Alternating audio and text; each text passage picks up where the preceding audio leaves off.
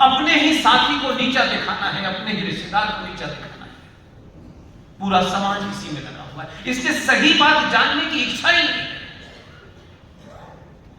और ऐसा नहीं कि सब मेरे पास ही है बहुत सारी चीजें, लेकिन हम देखते नहीं।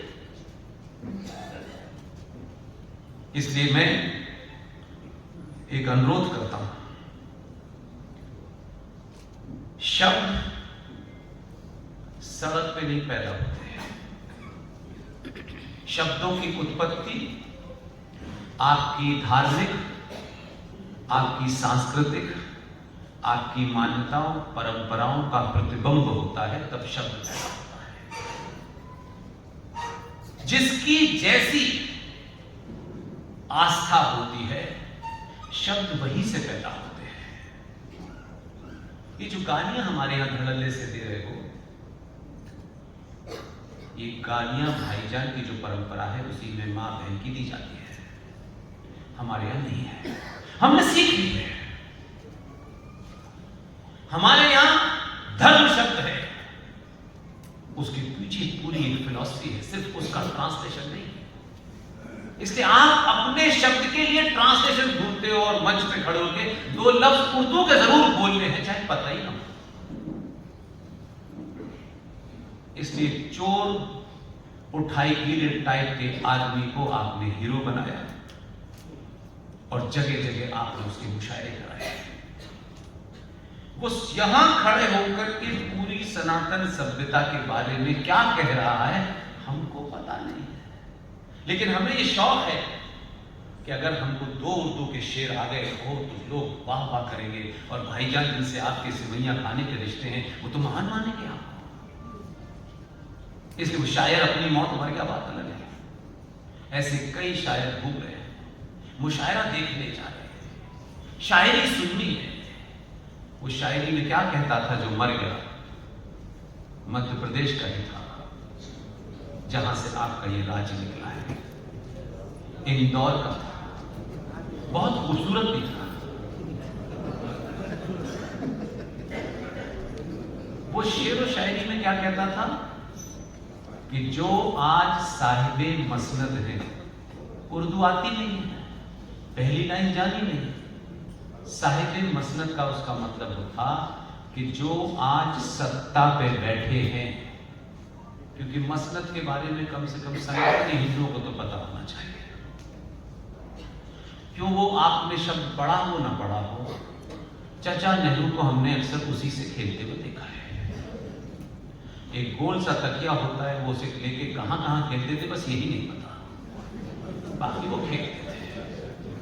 उसे मसनद कहते हैं। और उस समय राजा महाराजा कुर्सी मेज पे सत्ता नहीं चलाते थे, मसनद पीछे लगा के बैठते थे और नीचे सारा मंत्रिमंडल बैठता था।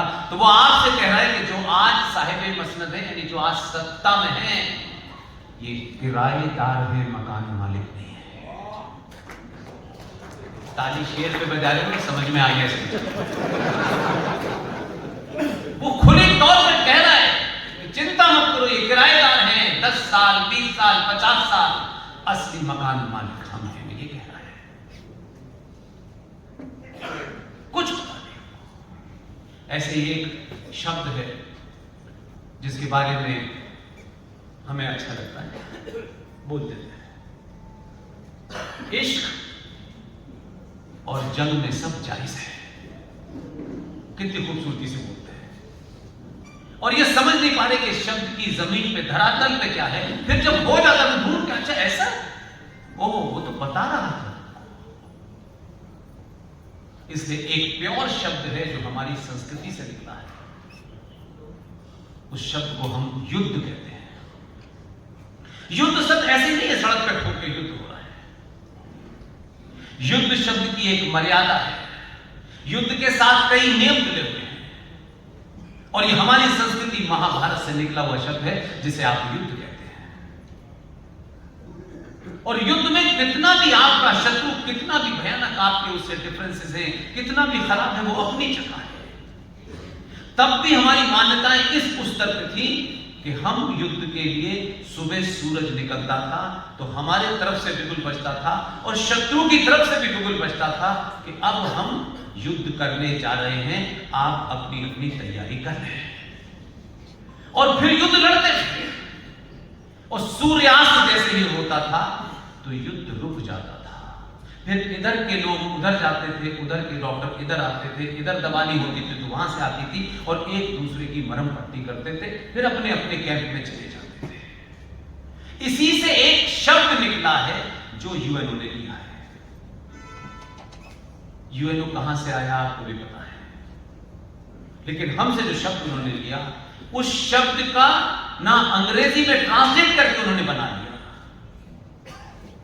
और जिस सभ्यता से जंग शब्द आया है उसमें दूसरा शब्द ही नहीं है। इसीलिए हमारे उस शब्द से एक शब्द बनता है सूर्यास्त होने के बाद युद्ध विराम। और यही युद्ध विराम यूएन ने लिया है कि जब युद्ध विराम हो जाएगा तो फिर किसी किस्म का कोई मिलिट्री मूवमेंट नहीं हो सकता, यह माना जाता है। तो उसको फिर अंग्रेजी में वर्ड बनाया सीज फायर। उर्दू में कोई शब्द ही नहीं है जंग को रोकने का, क्योंकि जंग में कहा गया है सब कुछ जायज है, इश्क करो, निकिता से अपनी आइडेंटिटी छुपाओ, और आइडेंटिटी पता चले तो निकिता के 75 टुकड़े करके फ्रिज में रख दो। ये सब जायज है, क्योंकि इश्क में ये जायज है। इसलिए इस युद्ध के नियम को आप मान रहे थे, आपको लगा कि नहीं भाई हम अपनी परंपरा नहीं छोड़ेंगे, नहीं, ये किसी किताब में नहीं लिखा है, किसी शास्त्र में नहीं लिखा है कि गर्मी में स्वेटर पहनो और जाड़े में मत पहनो, क्योंकि हमारे पूर्वज पहन गए थे, उस समय की काल परिस्थिति अलग थी। तो भारत की जो फॉरेन पॉलिसी है, भारत की जो डिफेंस पॉलिसी है, इसी बुनियाद पे गढ़ी गई, और उसको मैं लाइटर नोट पे समझाने की कोशिश पे करता हूं। भारत का राष्ट्रीय खेल क्या है? हॉकी। पाकिस्तान का भी राष्ट्रीय खेल हॉकी। ऑफिशियली तो यही बात अलग और उन्होंने बदल लिया होगा, लेकिन ऑफिशियली तो हॉकी है। दोनों एक ही मिट्टी से निकल के गए, हमारे पास ओरिजिनल है, उन्होंने कहीं और घेर लिया, और उनका भी यही नहीं है। लेकिन फॉरेन पॉलिसी और डिफेंस की पॉलिसी की पाकिस्तान की जो पोजीशन है वो हमारी नहीं है। उन्होंने उसको शब्द को लिया, लेकिन हॉकी खेल का एक ही वाक्य है। अब तो बहुत सारे छत्तीसगढ़ के लोग हॉकी की टीम में हैं। एक बहुत बड़े खिलाड़ी थे, मेरा ख्याल है कि 1800 के दौर के किसी ओलंपिक में उन्होंने हिस्सा लिया होगा। वो हॉकी के जादूगर कहलाते हैं, जिन्हें ध्यानचंद कहते हैं। ध्यानचंद स्टेडियम बना हुआ है दिल्ली में, आप जाइए वहां क्या लिखा हुआ है। हॉकी राष्ट्रीय खेल का जो वाक्य है, attack is the best defence. ये हॉकी हमारा राष्ट्रीय खेल की नीति है। लेकिन किन मूर्खों ने भारत की डिफेंस नीति की ये रणनीति बनाई और ये वाक्य बनाया कि हम पहले हमला नहीं करेंगे। कैसे उनको ये पता था कि कोई हम पे हमला करेगा, हम बचेंगे फिर हम मारेंगे। और यही चल रही थी। 71 हुआ, 62 हुआ, 65 हुआ। यही नीति से ऐसे बन गए थे जैसे भगवान ने कह दिया। वैसे हजारों नीतियां बदल गई, लेकिन ये नहीं बदली। तो जब आप इन विषय को, इन चीजों को उठाते हैं, तो सत्ता में अगर कुछ लोग हैं ऐसे, उनके पास जो 272 हैं, हो सकता है वो गिनती के लिए आवश्यक हो, लेकिन ज्ञान के लिए बिल्कुल भी नहीं है। उनको रोज रोज कहां से मिलेगा, कहां से लाएंगे? इसी समाज में से सुन के उठ के उसको वेरीफाई कराएंगे, तब कहेंगे हाँ ये हो सकता है भाई। 71 में उस युद्ध की नीति के कारण, युद्ध के वचन के कारण, उस युद्ध के मापदंडों के कारण 93,000 Pakistan, Islamic Republic of Pakistan की सेना के 93,000 सैनिक हमने रखे। और हम उस सभ्यता के लोग हैं, उन मान्यताओं के लोग हैं कि हमने उनको 3 महीने तक रखा। और जो मुझसे उम्र में बड़े होंगे वो सबको याद होगा कि 71 में भारत की स्थिति बहुत खराब थी। गेहूं देश में नहीं था, अमेरिका से गेहूं इंपोर्ट करना पड़ा और वहां वो जानवर जो खाते थे वो लाल रंग का गेहूं भारत को मिला। उसके बावजूद भी हमने 3 महीने तक 93,000 फौजियों को यहां रखा, उनका नाखून तक नहीं हमने काटा और हमने फिर उनको वैसे ही दे दिया। हमारा एक फौजी लड़ते लड़ते पाकिस्तान की सीमा में चला गया। उन्होंने अपने जंग के नियम से उसकी दोनों आंखें निकाली और दोनों किडनी निकाल के हमें वापस कर दिया। हम रोते तो रहे लेकिन हमने कुछ किया नहीं। सत्ता में बदलाव अगर आप इसलिए करते हैं कि मेरी जाति का आदमी ज्यादा ताकतवर हो जाए, मुझे कुछ और मिल जाए, मुझे लूट का खुला माहौल मिल जाए, तो फिर हिस्सा मत लीजिए। समय आपके पास ना के बराबर है। ये कोई नेताजी नहीं बताएंगे, कोई मंत्री नहीं जी बताएंगे आपको, क्योंकि वो बताएंगे तो आप उनका कुर्ता पकड़ लेंगे कि आप क्या कर रहे थे। वो चाहते ही नहीं कि आपको पता चले। अगर वो बता रहे होते तो हमको सामान्य सा अपना जीवन छोड़ के क्यों करना पड़ता है। हम इसके अलावा हमारा कोई एजेंडा नहीं है, इसलिए धड़ल्ले से चलना था। एक छोटी सी घटना ने पूरे विश्व को पहली बार एक मैसेज दिया है। आप शायद लोकल खबरें पढ़ते होंगे, कुछ टेलीविजन पे चर्चा सुनते होंगे, दुनिया आपके बारे में क्या लिख रही है ये महत्वपूर्ण है। वही दुनिया जो आपके बारे में पहले कुछ और लिख रही थी वही लिख रही है। यहां तो हो सकता है कि प्रेस कॉन्फ्रेंस करिए, मुद्दे के हिसाब से खाने पीने की चीजें साथ रखिए और आपको लगता हो कि देर से आएंगे प्रेस वाले तो कुछ साबुनदानी, पेन, आजकल तो कढ़ाई, बर्तन देने लगे, भिखारी आते हैं क्या? आप दे सकते हैं, वो लिख देते हैं। आज भी दुनिया के अंदर सिर्फ एक घटना से बदलाव है और जो बहुत सारी चीजें जो हो रही हैं जो संसद के अंदर नहीं कही जा सकती। वो कहता है ना, जवाब दो जवाब दो जवाब दो। उस पागल को ये पता ही नहीं है कि कुछ चीजें संसद में नहीं कही जाती, डिफेंस की जो कमेटी है उसके बीच में कही जाती हैं, इंडोर में, और it बाहर नहीं आती। वो मूर्ख चाहता है कि पार्लियामेंट में खड़े होकर बता, अपने बारे में तो बता नहीं पा रहा कुछ।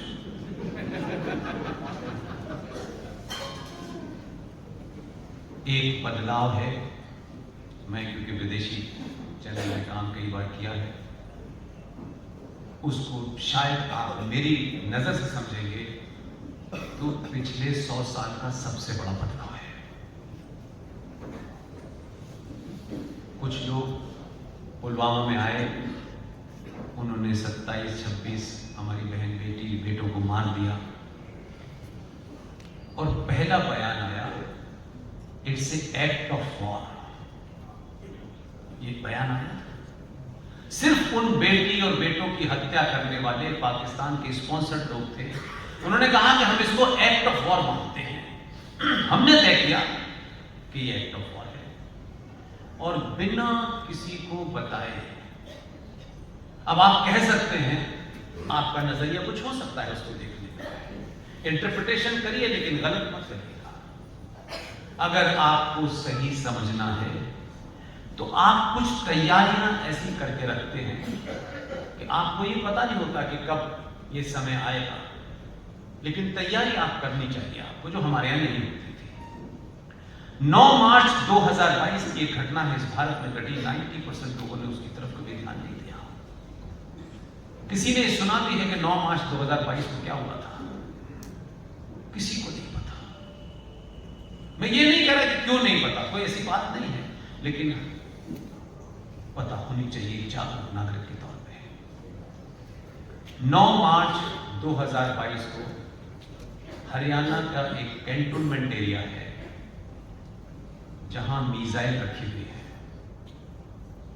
वो मिसाइल शिफ्ट करके आगे पीछे रखी जा रही थी, ऐसा बताया जाता है। और एक मिसाइल का बटन दब गया। अब गलती से दबा, लेकिन मिसाइल को कैसे पता था कि वहीं जाना?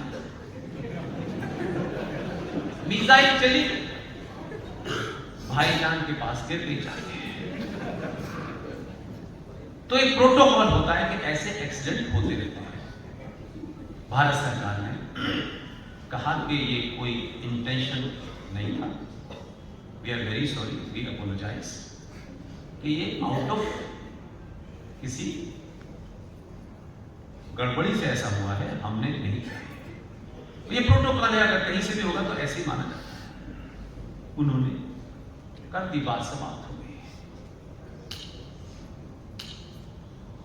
एक दिन बिना बताए वहीं से दूसरी मिसाइल आई। कहा इस बार हमने भेजी।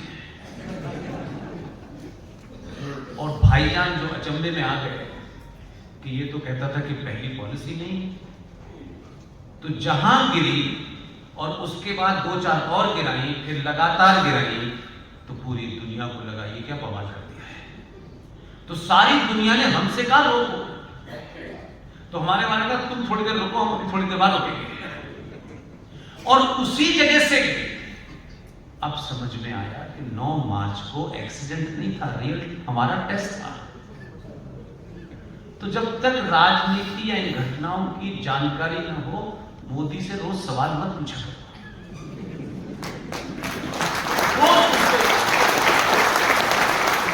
और पहली बार इस घटना के बाद से भारत की डिफेंस पॉलिसी बदल गई है, क्योंकि आपके प्रधानमंत्री ने विश्व के नेताओं के सामने कहा है कि ये वॉर जारी है, कोई रोकी नहीं है, रुकी हुई है, ये शुरू है। हम फिर तय करेंगे, अगर गड़बड़ी हुई तो फिर हम मारेंगे, इसलिए फर्स्ट वाली पॉलिसी समाप्त हो गई।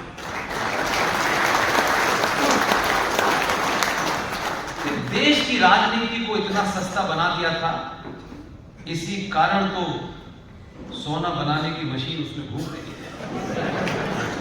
इतना आसान समझ लिया है आपने, वो राजनीति 2 और 2 4। जिस देश को राजनीति समझने के लिए आचार्य चाणक्य को पढ़ना है, उस देश में चाटुकार राजनीति बता रहे हैं।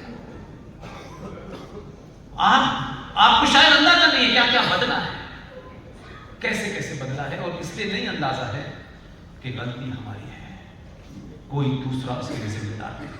हमारे घर में, हमारे ग्रुप में, आपस में ये बात ही नहीं थी। दाल महंगी हो गई, चावल सस्ता नहीं किया, पेट्रोल बढ़ गया। अरे पूरी दुनिया के लिए बढ़ गया यार। सनातनी हिंदू समाज के 84 करोड़ हिंदू अगर आटे के भाव बढ़ भी गए, चावल के बढ़ भी गए, मान लो थोड़ी, उस पर डिबेट नहीं करना चाहता, उससे कितने आपके फायदे होंगे कि अगर आटा महंगा हो गया तो आपकी परंपरा में तो व्रत रखने की परंपरा है। हफ्ते में 1 दिन व्रत रख लोगे तो आटे के दाम सस्ते हो जाएंगे और तबीयत ठीक हो जाएगी। आप ये जो डाइटिंग करके आर्टिफिशियल रोलर मशीन पर दौड़ रहे हो, इसी से काम चल जाएगा। दुनिया आपके व्रत से डरती है, भाई ये कैसे व्रत रखते हैं, सिर्फ पानी पीते हैं। तो कहां महंगाई है, आप सस्ती कर सकते हैं महंगाई को, लेकिन नहीं, हमको रोना है तो हम रोते रहेंगे। इसलिए एक और पागलपन है। एक बहुत बड़ा शायर था, वो शायर बहुत कमीना था, और मैं मन से कह रहा हूं, मुझे मालूम है ये वायरल होगा। जो पाकिस्तान के क्रिएशन का रियल फादर था,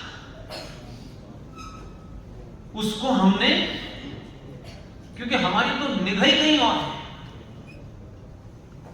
और वो मशहूर शायर भी था। और 1930 में 29 दिसंबर को प्रयागराज के मुस्लिम लीग के अधिवेशन का वो अध्यक्ष था। और अंग्रेज ऐसे लोगों को, ये बड़े दिखते हैं ना, ऐसे लोगों को सबको सर का खिताब दे के गए। सर का खिताब देने के बाद तो आधी अंग्रेजी प्लेट में वैसे आ जाती है। और वो शायर देखिए आपको एक लेमन जूस पकड़ा दिया है और अभी भी नेता ऐसे शाम से ऐसा शेर पढ़ते हैं जैसे इनके अब्बा जान लिखा है। और उस आदमी ने एक शेर आपको पकड़ाया और उसके जाने के बाद एक दूसरा शेर आपको बाद में पता चला।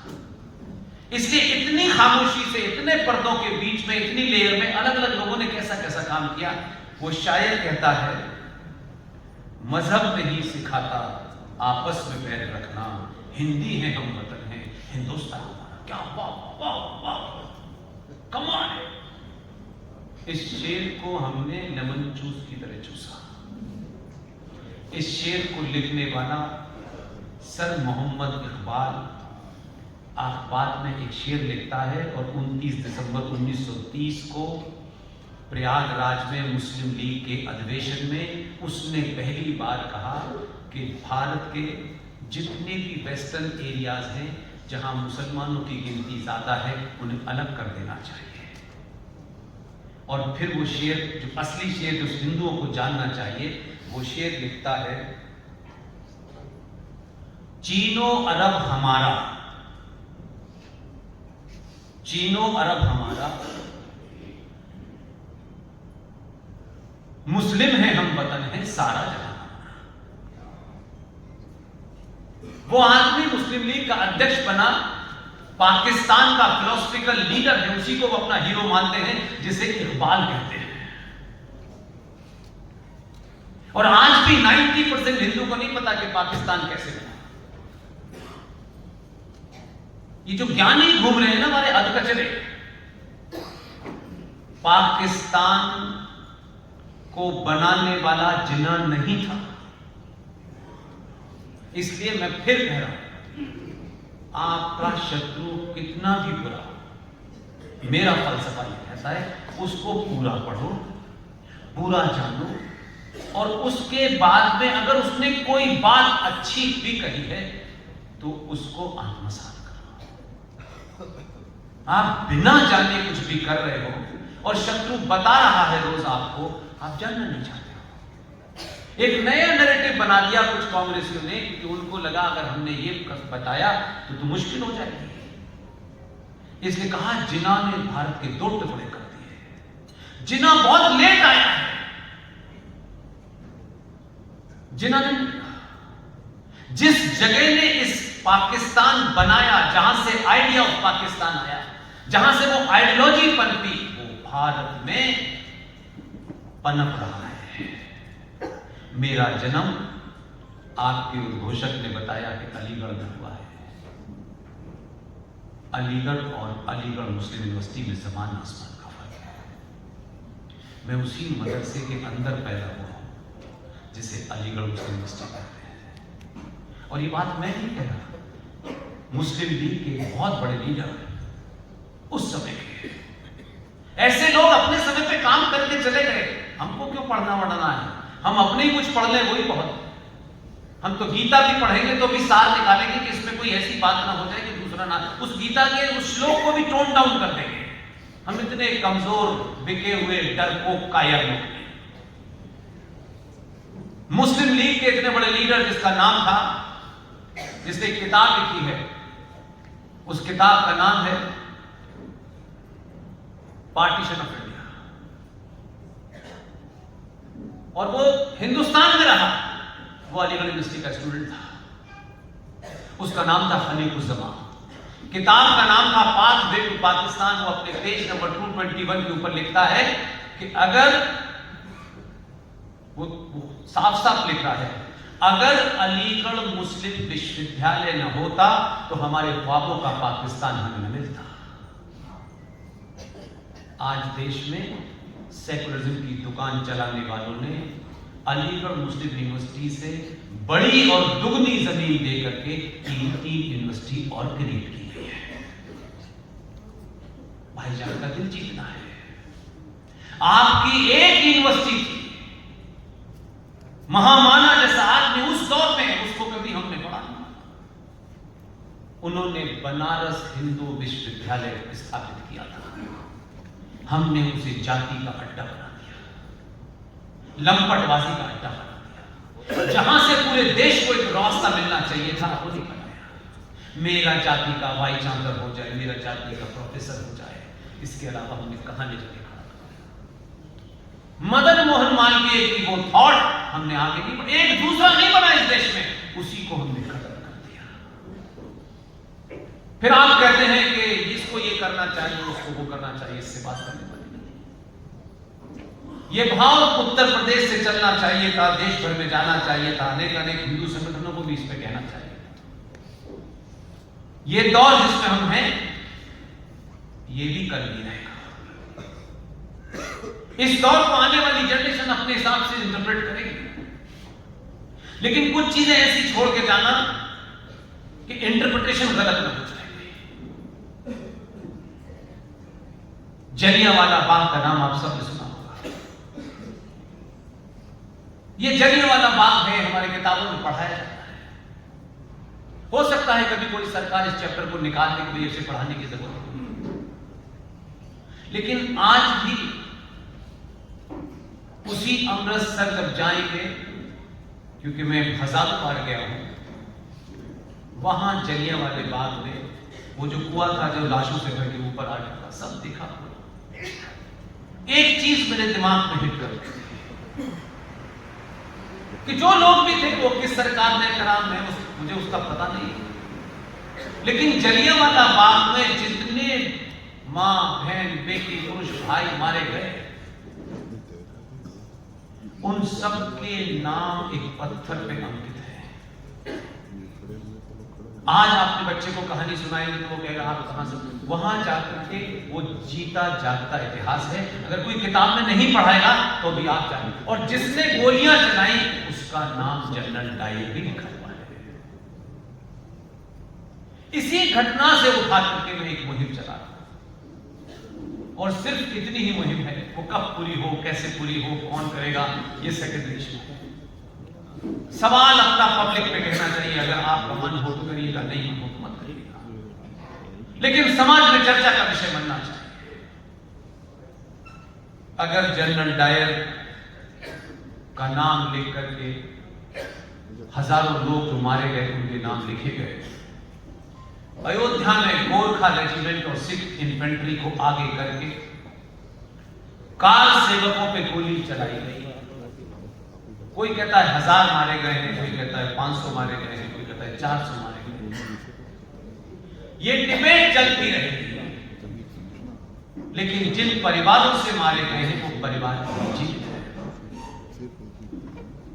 सरकार इस इतिहास को आने वाली नस्लों को बताए कि तुम्हारे मंदिर 500 साल की लड़ाई के बाद, कितने लोगों की आहुति के बाद बने हैं।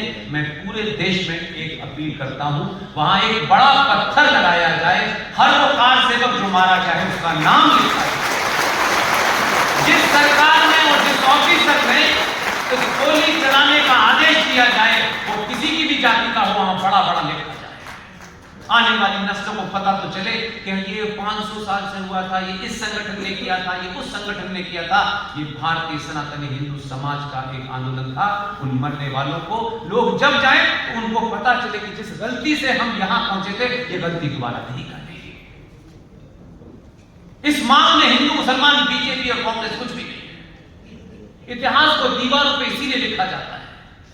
अंग्रेज चले गए, इंडिया गेट बना के गए हैं, शत्रु थे आपके आंसू को आप गाली दे लीजिए, लेकिन ईमानदार। वर्ल्ड वॉर में जितने भी सिपाही मारे गए उसमें अंग्रेज भी मारे गए। इंडिया गेट के ऊपर जाइए, प्रथम विश्व युद्ध में जितने भारतीय मारे गए, जितने अंग्रेज मारे गए, इंडिया गेट में उनका नाम लिखा हुआ है। तो ये इंडिया गेट बना हुआ है। अदर से इधर से थोड़ी भारत में आ रहे थे। और ताज्जुब है कि उसी इंडिया गेट के अंदर जिस अंग्रेज जॉर्ज पंचम, जिसने भारत के अंदर ब्रिटिश साम्राज्य की नींव रखी, उसी इंडिया गेट पे आजादी के बाद से उसकी मूर्ति लगी थी। आप कहते हो हम आजाद हो गए। कौन सी आजादी? सड़क पे गंदगी करने की आजादी, गाली देने की आजादी, कौन सी आजादी की बात आप कर रहे हैं? हम अब कुछ भी कर सकते हैं, तो जो कुछ कर रहे हैं वो दुनिया देख रही है। इसलिए आजादी सिर्फ इससे नहीं मिलती कि डेट लिख गई है। अभी चंद महीनों की बात है, 1861 और 1860 का पुलिस कानून बदला है। अभी ये जो संविधान जिसे हमने सब कुछ मान लिया है, ये गवर्नमेंट ऑफ इंडिया एक्ट 1935 की फोटोकॉपी थी। ये संविधान हमारी आस्थाओं के हिसाब से नहीं, हमारी परंपराओं के हिसाब से नहीं। और जो कुछ भी उस समय के महान लोग उस संविधान में करके भी गए, हमको इसका कोई चिंतन नहीं था। हर बात पे चिंतन है, लेकिन इतनी सी बात पे भी चिंतन नहीं था कि हमने जब ये शुरू किया तब क्या था, अब ये ऐसा क्यों। इसलिए जितने मुद्दे मैंने पार्लियामेंट में पिछले 20-25 साल में देखे, आलू, प्याज, बर्तन टैक्स, ये टैक्स, वो टैक्स, इसमें छूट, उसमें छूट, ये ज्यादातर इसी के इर्द गिर्द है। कभी संसद के अंदर सनातनी हिंदू सभ्यता जो लाखों साल पुरानी है, उसमें बीच बीच में कैसे चिन्ह मिटाए गए, कैसे तोड़ी गई, कैसे समाप्त किया गया, कभी उसकी पुनर्स्थापना के लिए संसद में बहस नहीं की मैंने। क्योंकि उस बहस से कुछ मिलेगा नहीं आपको, ऐसा लगता है मटेरियल नहीं मिलेगा। मैं, आप सब जानते हैं, मेरा कोई नाता वाता नहीं किसी से, न मैं जानता। लोग हो सकता है मेरी भाषा से समझने में फला के बहुत रोज हूं, वो दूर से मेरे सामने से जाते हुए नहीं देखा, तब भी मैं ये बात कह रहा हूं। हम अपने दौर में उन महान लोगों में से हैं जो भारत की संसद के अंदर सनातन हिंदू सभ्यता की पुनर्स्थापना के बातें सुन रहे हैं। वो बातें हो रही हैं, उन बातों पे अमल हो रहा है, लेकिन कुछ लोगों को लग रहा है इससे हमें क्या मिलेगा। तुम्हें कुछ नहीं मिलेगा, अच्छा है मर जाओ, कुछ नहीं मिलेगा। इसलिए राम मंदिर पे चर्चा हो रही है, अभी हाल में वंदे मातरम पे चर्चा हो रही है। ये क्यों नहीं मुद्दे उठते थे? सरकारें तो पहले भी आपकी थी, ऐसा तो नहीं, ज्ञानी बहुत थे उस सरकार में भी, लेकिन ये एजेंडा ही नहीं था। अगर आपके अंदर मुझे कोई भाव जगाना है, तो आपको 1000 साल पुरानी आपकी कहानी आपके सामने खड़ा कर दूंगा, तो आप कितने भी लालची और बेईमान हो गए, आपको लगेगा यार मेरे पूर्वज इतने महान थे, मैं इतना बौना कैसे हूं। उस दिन से भी तय करोगे तो बौनापन दूर हो जाएगा। ये नहीं करना, रटी रटाई बातें, रटी रटाई बातें। ऐसा लग रहा है कि हमारे पास 5000 साल का समय है और दुनिया चल रही है। ये वंदे मातरम की कहानी बहुत कम लोगों को पता है।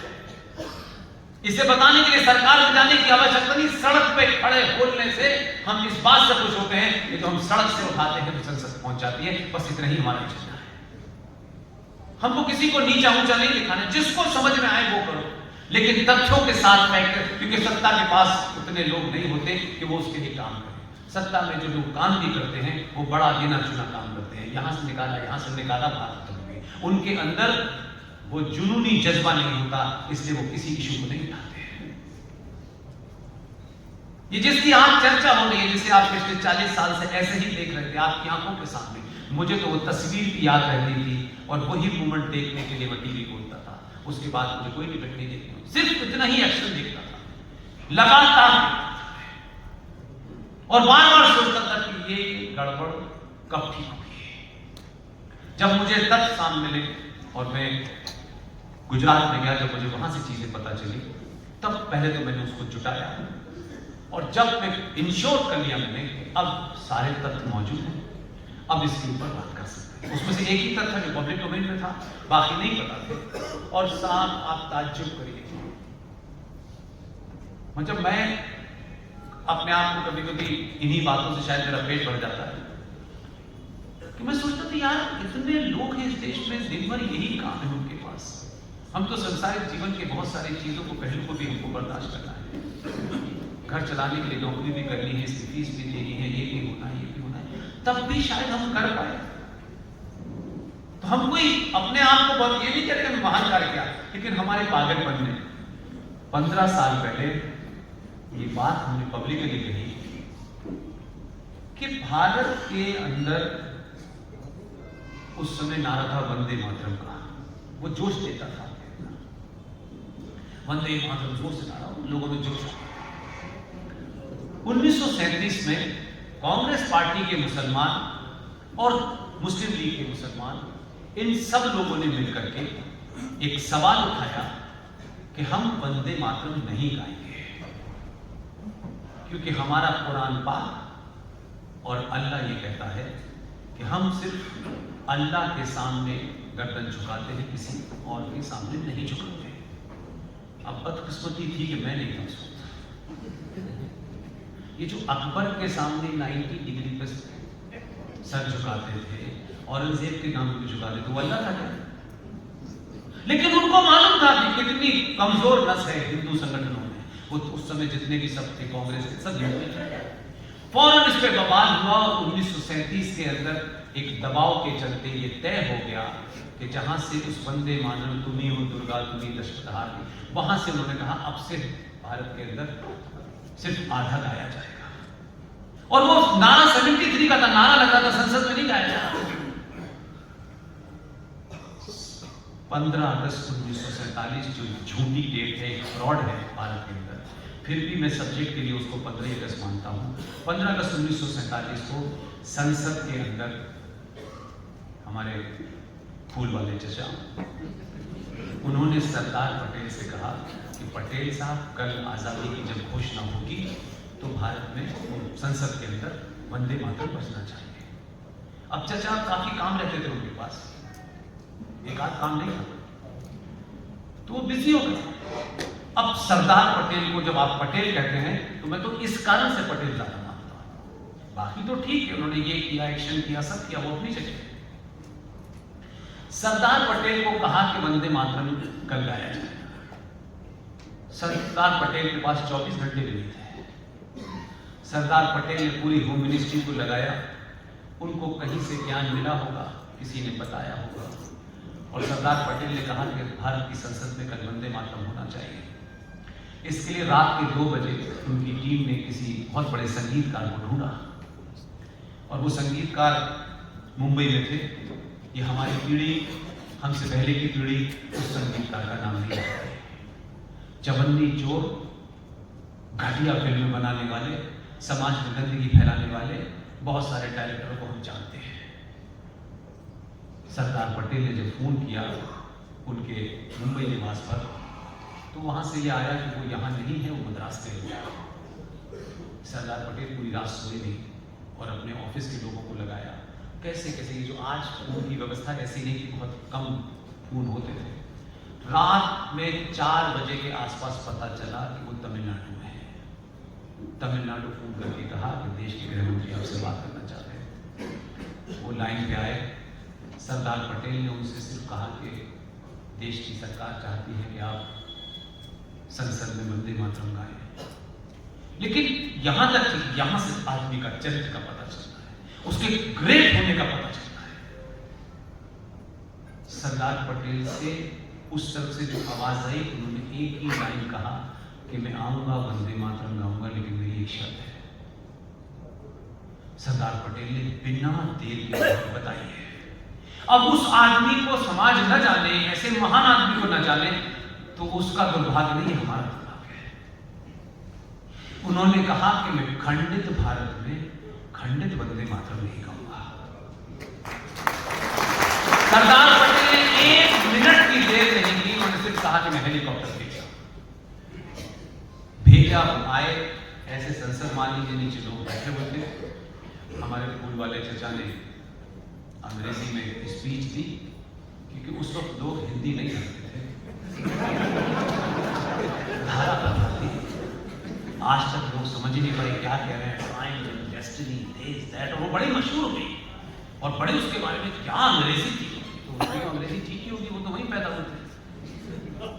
तो कुल मिलाकर के वो साहब आए, ऐसे ही नीचे बैठे और जब उन्होंने अपनी स्पीच दे दी तो सरदार पटेल ने उनसे इशारे में कहा वो ऊपर आए अपना पूरा कानपुरा वानपुरा लेकर के, और उन्होंने 22 पंक्तियों का पूरा वंदे मातरम राग में गाया, पूरा वंदे मातरम। अब चर्चा तो कहीं और बिजी, तो उन्हें समझ ही नहीं आया, पूरा बच गया। पूरा वंदे मातरम गाया। दूसरे दिन ऑल इंडिया रेडियो से पंडित ओमकारनाथ ठाकुर का बजाया हुआ पूरा वंदे मातरम रिले किया गया।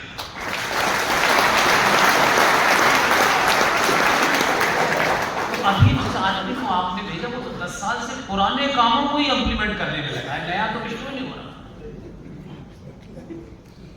तो इस वंदे मातरम को लेकर बहुत मान हुआ, और फिर सवाल मेरा ये था कि उस वक्त ना आरएसएस पार्लियामेंट में थी, न विश्व हिंदू परिषद था, न बजरंग दल था, इनका कोई विचारों का दबाव नहीं था।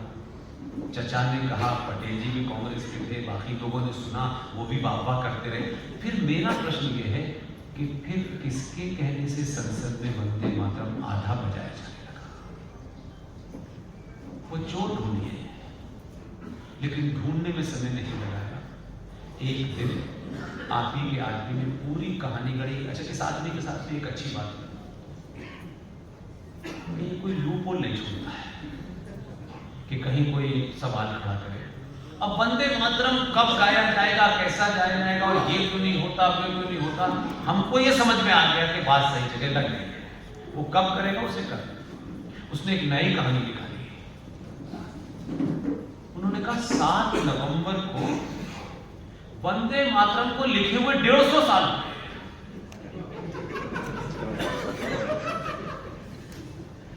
अब 150 साल हो गए तो हमें वंदे मातरम को मनाना है, तो मौका मिल गया। पूरा संसद में वंदे मातरम गाया गया, और अब से ये नियम बन गया है कि संसद का सत्र शुरू होगा और खत्म होगा तो पूरा वंदे मातरम गाया जाएगा। अब इसमें एक पहलू है जो आप लोग नजरअंदाज करते हैं। आधा भी जब बचता था, एक आदमी जिन्हें मैं पर्सनली इसलिए जानता हूं, वो यूपी के हैं,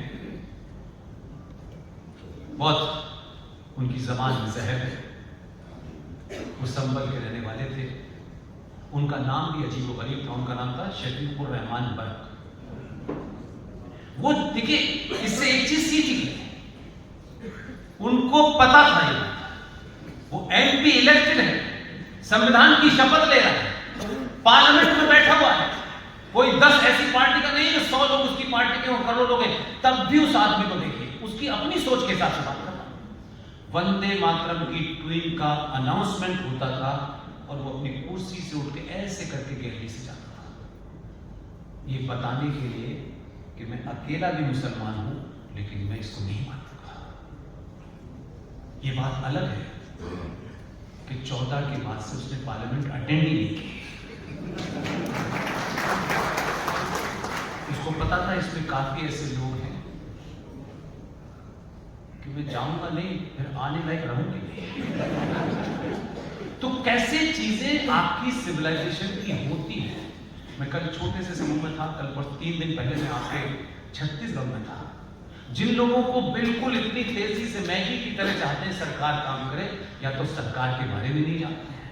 अपने घर में जो पिताजी अपनी मर्जी से हफ्ते में एक दिन खाना नहीं बनवा पाते, वो सरकार से कह रहे हिंदू राष्ट्र बना। सोचो, थोड़ा सा तो सोचो यार, किसी पर रहम करो, बड़ी मुश्किल से ऐसा समय आ जाए। हम किसी भी बात को विचारें, ये नहीं हुआ, वो नहीं हुआ, इसे गिराओ, उससे लाओ, किसे लाओ, भाई चलो हटा दो, कौन आएगा बताओ। इस कितनी ख्वाहिशें, हर ख्वाहिश पे दम निकले हैं। मैं जो रियलिस्टिक थी उसकी बात, आप समझने की कोशिश तो करो कि हालात क्या है। आपके चाहने से बहुत कुछ नहीं होगा, लेकिन जो कर सकते हो वो कर लो, फिर हो जाएगा। बहुत जल्दी मत करो, स्थिति ऐसी है नहीं। इन्हीं स्थिति में से आपको जब तीसरी बार उसे ताकतवर और बनाना था, तो आपने उसे कमजोर करा। कौन जिम्मेदार है? मुसलमान, अंतरराष्ट्रीय ताकतें, अमेरिका, हिंदू और हिंदूवादी जिम्मेदार है। आपने 242 पे रोक करके कोई बहुत महान काम नहीं किया। इससे यह पता चलता है कि सनातनी हिंदू के अंदर अपने आदमी को कमजोर और गिराने में वो कुछ भी कर सकता है।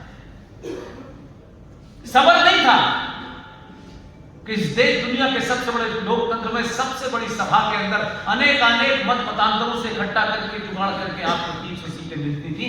आपने कहा नहीं, हमारी नहीं सुन रहा है, तो इसको औकात बताओ। लेकिन गजब का ट्रेनिंग है उसने एक बिहार से पकड़ा है, एक आंध्र प्रदेश से पकड़ा है। और इसलिए नहीं कि वो कोई हमको हम अच्छे लग रहे हैं इसलिए समर्थन दे रहे हैं। इस उनका कैरियर बड़ा लंबा है। नीतीश जी का आजकल सुध-बुध खो जाते हैं, वो जो है उधर उनका भी बड़ा लंबा है। आदमी के पास दोनों की फाइल है। इससे पूछो समर्थन क्यों दे रहे हो? नहीं, हम समझ के नहीं दे रहे। वो ये नहीं कह रहे फाइल दोनों इसी के पास, जो बच्ची पूछा वो भी और बटिया बैठ होने वाला। तो आपने हरा के कोई बड़ा काम नहीं किया, लेकिन ये जरूर मैसेज दिया दुनिया में कि जो इस देश में सनातन हिंदू के लिए अपनी ताकत के प्रयोग को उसको स्थापित करने में लग सकता है, कुछ चालू, कुछ भूखे, सत्ता के भूखे जातिवादी लोगों ने उसको बहुमत से रोका। कुछ बदला नहीं फिर भी आपके पास इतने लंबे कालखंड के बाद कि आप 100 साल तक गुलाम रहे। आपने वो किया जब मौका आया कि नहीं पहले इसको निपटाएं। शत्रु को निपटा नहीं पाए तो अपने को निपटा दिया। अपने सगे भाई को अगर मार दिया तो तुमने कौन सा बड़ा काम कर दिया? वो तो भरोसा करके सोया था। शत्रु के साथ आप नहीं खड़े हुए, लेकिन इनडायरेक्टली आपने वही काम किया जो शत्रु करना चाहता। अब आप उससे चाहते ये भी हो, ये भी हो। थोड़ा तो मॉरलिटी रखो यार। कैसे रात में नींद आ जाती है? ये कोई घर का मामला नहीं है, एक सबसे बड़ी दुनिया के लोकतंत्र का राजा चल रहा है। हम 5 मिनट के लिए अपनी अंदर की जलेसी, कुंठा, ईगो को नहीं रोक पाए। उसी वक्त दिखाने में कहता जिता देते फिर तुम कुछ भी करते। इसलिए आप उसको कोई शक्ति समझ लीजिए, जो समझ लीजिए, कि जितने काम ऐसे जो नहीं हो सकते वो इसी दौर में हो रहे हैं। राजनीति में एक ही सब्जेक्ट है, राजनीति और सोशियोलॉजी। ध्यान रखिएगा, किसी और सब्जेक्ट के साथ साइंस नहीं लगा है। पॉलिटिकल साइंस, सोशल साइंस, राजनीति शुद्ध साइंस है।